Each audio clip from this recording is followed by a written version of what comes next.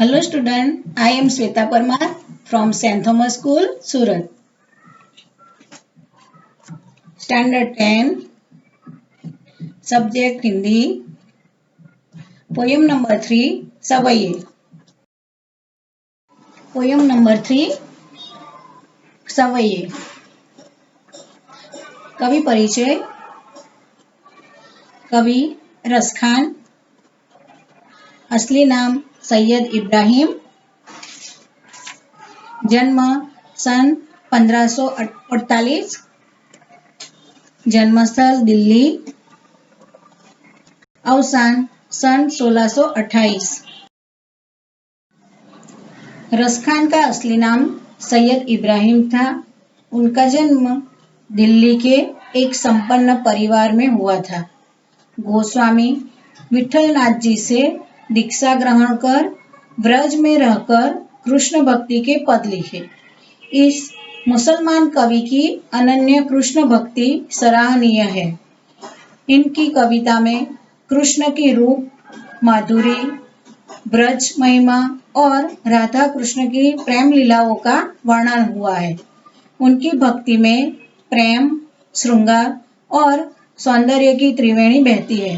ब्रज भाषा का जैसा सरल, तरल, सरस, स्वच्छ और सजीव प्रयोग रसखान की कविता में मिलता है, वैसा बहुत कम कवियों में प्राप्त होता है।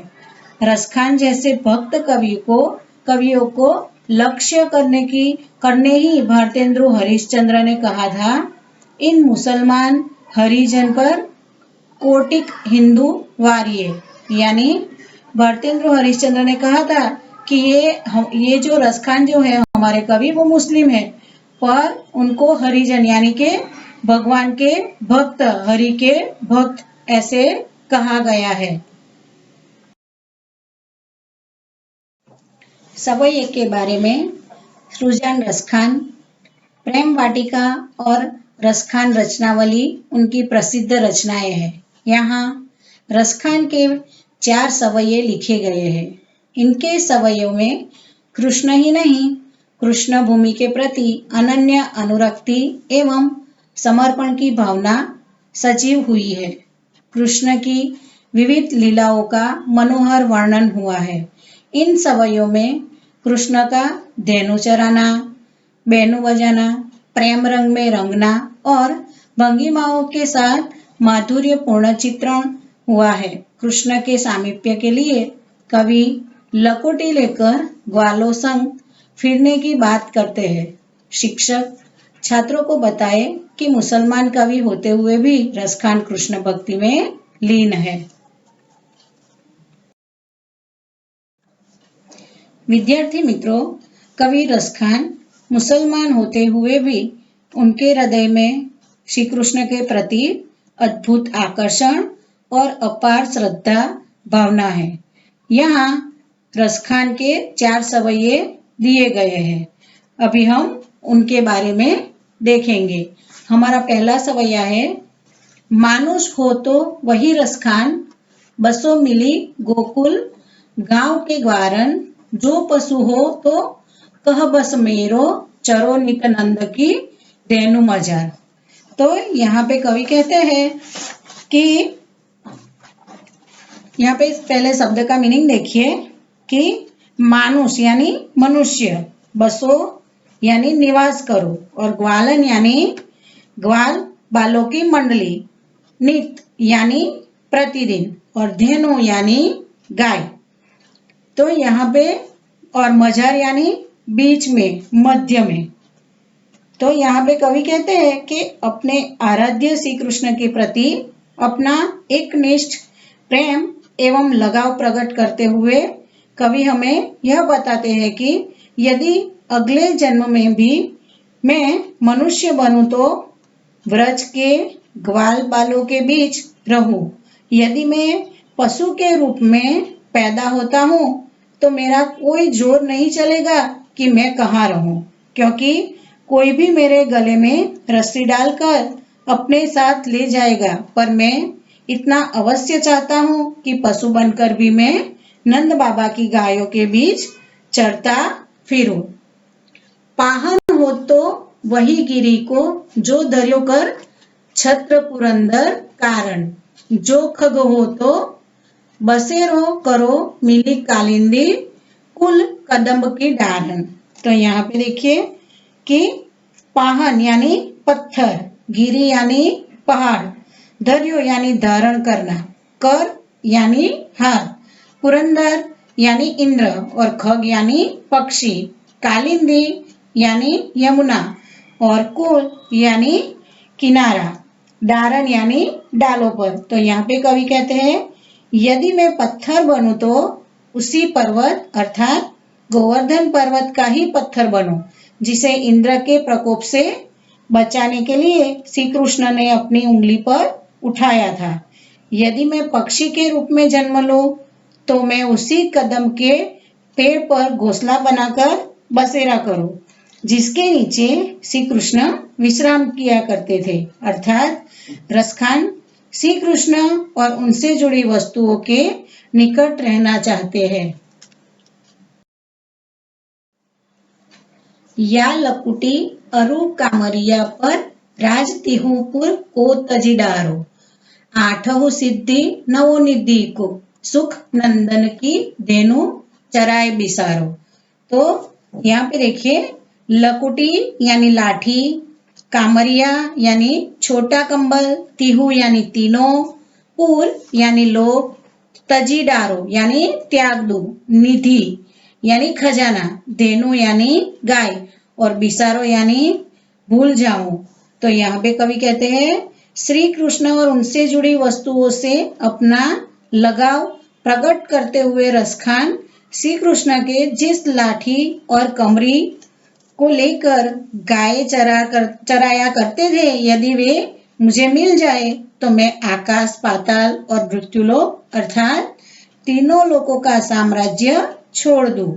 यदि मुझे नंद बाबा की गाय चराने को मिल जाए तो मैं आठों सिद्धि यानी जो योग में जो सिद्धियां होती है 8 सिद्धि वो, और नवनिधि यानी जो हमें धन देते हैं वो नवनिधि यानी बहुत सारा धन, तो वो सब भी मैं त्याग दूं अगर मुझे श्री कृष्ण प्रभु की गाय चराने को मिल जाए तो।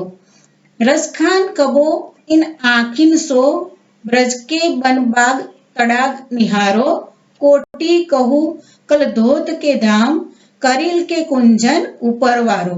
तो यहाँ पे कहते कवि कबो यानी कभी, वन यानी जंगल वन, तड़ाग यानी तालाब, निहारो यानी देखता रहो, कोटि कहूँ यानी करोड़ों, और कल धोता के धाम यानी सोने के महल, कुंजन यानी झाड़िया और वारो यानी निछावर कर दो। तो रसखान कहते हैं कि मैं अपनी आंखों से ब्रज के वन, बाग और तालाबों को देखते रहना चाहता हूँ क्योंकि श्री कृष्ण यहाँ गाय चराते हुए घुमा फिरा करते थे। इन वस्तुओं के प्रति अपना लगाव प्रकट करते हुए वे कहते हैं कि यदि मुझे करिल की झाड़िया के नीचे विश्राम करने को मिले तो उनके बदले सोने के करोड़ों महल त्यागने को भी मैं तैयार हूँ। जा दिन तई वह नंद को छोरो या बनु धेनु चराई गयो है, मोहिनी ताननी गोधन गाय के बेनु बजाई रिझाई गयो है, ताही धरी कछु टोना सोके रसखान हिये में समाई गयो है, को न काहू कि कानी करे सिगरो ब्रजवीर रिझाई गयो है। तो यहाँ पे छोरो यानी पुत्र, बन यानी जंगल, मोहिनी तानिन यानी कि मन को मोह लेने वाली धुन, गोधन यानी व्रज क्षेत्र में गाया जाने वाला गीत, बेनु यानी मुरली, रिझाना यानी प्रसन्न करना, धरी यानी घड़ी समय, और टोना यानी जादू टोना, हिये यानी हृदय, और ब्रज वीर यानी ब्रज के लोग। तो यहाँ पे श्री कृष्ण के प्रेम में अनुरक्त उनके गायन पर रिझी और मुरली की धुन सुनकर प्रसन्न गोपियों में से कोई गोपी अन्य गोपियों से कहती है कि जिस दिन से नंद बाबा का वह छोरा अर्थात श्री कृष्ण इस जंगल में अपनी गाय चराकर गया है और अपनी मुरली से मनमोहिनी तान सुनाकर हम सबको अपने वश में कर गया है, उसी समय से हम ब्रजवासिया पर कुछ जादू टोना करके हमारे दिल में बस गया है। अब तो कोई किसी की बात की परवाह ही नहीं करता है। ऐसा लगता है कि सारे ब्रजवासी बेफिक्र उसके अधीन हो गए हैं, यानी उन्होंने हमें उसमें सुध बुध घुमा दी है। मोर पखा सिर ऊपर राखी हो, गुजकी माल गले पहरोगी, ओढ़ी पीताम्बर ले लकुटी बन, गोधन ग्वारिन संग फिरोगी। तो यहाँ पे मोर पखा यानी मोर का पंख, राखी हो यानी रखूंगी, गुंज यानी एक जंगली पौधा, माल यानी माला, गले यानी गले में, पीताम्बर यानी पीला वस्त्र, ग्वारीन यानी ग्वाल बाल, फिरोगी यानी फिरूगी या घूमूंगी। तो एक गोपी अपनी सखी से कहती है कि श्री कृष्ण का रूप मैं बनाकर अपने जैसे मैं उनके जैसे अपने सिर पर मोरपंख से बना मुकुट और गले में गुंज की माला धारण करूंगी। मैं श्री कृष्ण के समान पीले वस्त्र धारण करूंगी और लाठी लेकर गाय चराते हुए गोधन गा गाकर ग्वाल बालों के साथ घूमूंगी। भाव तो वो ही मेरो रस खानी, सो तेरे कहे सब स्वांग भरोगी, पे मुरली मुरलीधर की, अधरा न धरी अधरा न धरोगी। तो भाव तो यानी अच्छा लगता है, रस खानी यानी श्री कृष्ण, स्वांग यानी अभिनय और मुरलीधर यानी भी श्री कृष्ण और अधरा यानी होठ पर।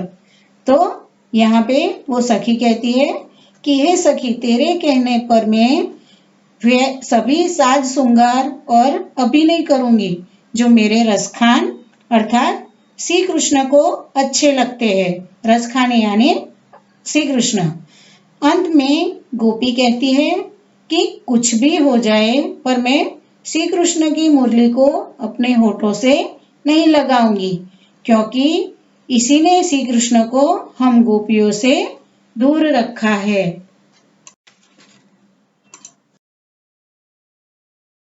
विद्यार्थी मित्रों, यहाँ से अब हमारा स्व अध्ययन कार्य शुरू होता है। पहला है शब्दार्थ। मानुष, मनुष्य, बसो, रहना, करो। मजारन, मध्य, बीच। पाहन, पत्थर। पुरंदर, इंद्र। कालिंदी कुल, यमुना नदी का किनारा। लकुटी, लाठी। कामरिया, कंबल। तिहु, तीनों। पूर, लोक। बिसरो, भूल जाई। कोटि, करोड़। करील, एक कंटीला वृक्ष। कलधोत के धाम, सोने के राजमहल।